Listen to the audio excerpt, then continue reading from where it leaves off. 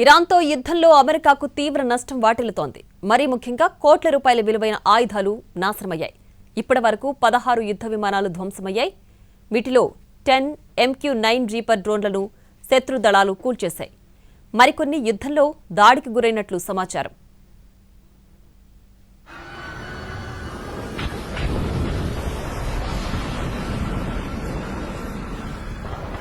కువైట్లో జరిగిన ఫ్రెండ్లీ ఫైర్లో యుఎస్కు చెందిన 3 F-15 యుద్ధ విమానాలు కుప్పకూలాయి.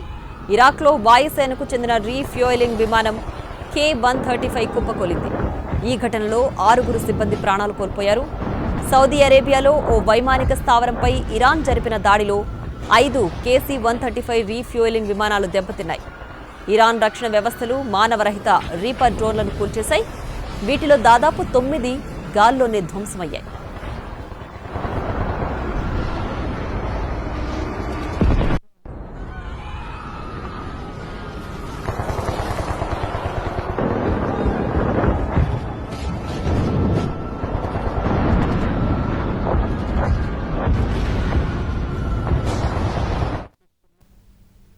ఇరాన్ యుద్ధంలో అమెరికాకు ఝలక్ తగిలింది. అమెరికా యుద్ధ విమానాన్ని ఇరాన్ హిట్ చేసింది.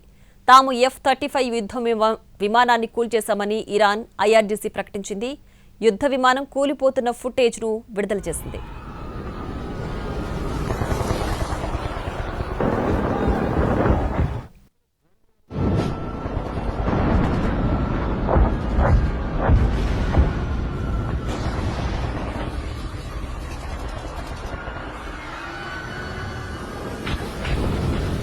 అయితే అమెరికా మాత్రం దాన్ని తప్పుడు సమాచారంగా తెలిపింది. పశ్చిమాసియాలోని ఓ ఎయిర్ బేస్లో తమ యుద్ధ విమానం సేఫ్గా ల్యాండ్ అయిందని తెలిపింది.